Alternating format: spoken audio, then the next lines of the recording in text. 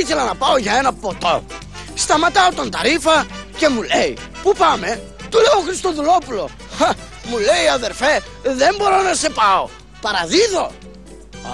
Του πετάω τότε εγώ το σωστό, το καλό. Ρε εσύ, ξέρεις ποιος είμαι εγώ? Ο Χριστόδουλος. Και ο τύπος μένει άναυδος. Κάγκελο, εάν είσαι ο Χριστόδουλος, μου λέει, σε πάω.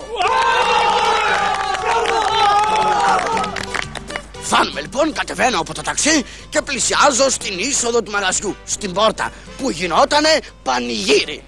Ευτυχώς σε αυτή την πόρτα δουλεύει ο Σάκης, είναι γνωστός και μου φωνάζει, Αρχιεπίσκοπε, ελάτε από εδώ, από το πριβέ. Έχουμε κανένα καλό τραπέζι ρε Σάκη? Του λέω, ή θα μου δώσεις καμιά βαλούτα όπως προχθές? Όχι, το καλύτερο για σας μου απαντάει, αν θέλετε σας πάω.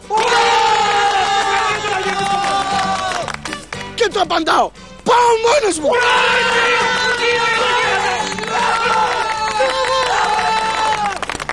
Να μην σας κουράζω, ήπιαμε σαν τα φίδια, σαν τις άβρες. Εκεί που πάμε να πληρώσουμε, έρχεται ο μέτρ και μου λέει, Αρχιεπίσκοπε, τα ποτά κερασμένα. Και εγώ του πετάω το φοβερότερο όλων, αν είναι να μου κεράσεις τα ποτά, τότε σε πάω.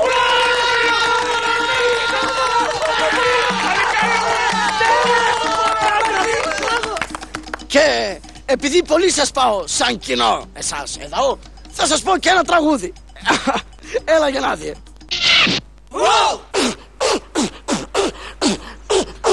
Είμαι ο Χριστόδουλος και είμαι οκ. Πολύ σας πάω και δεν με καίει.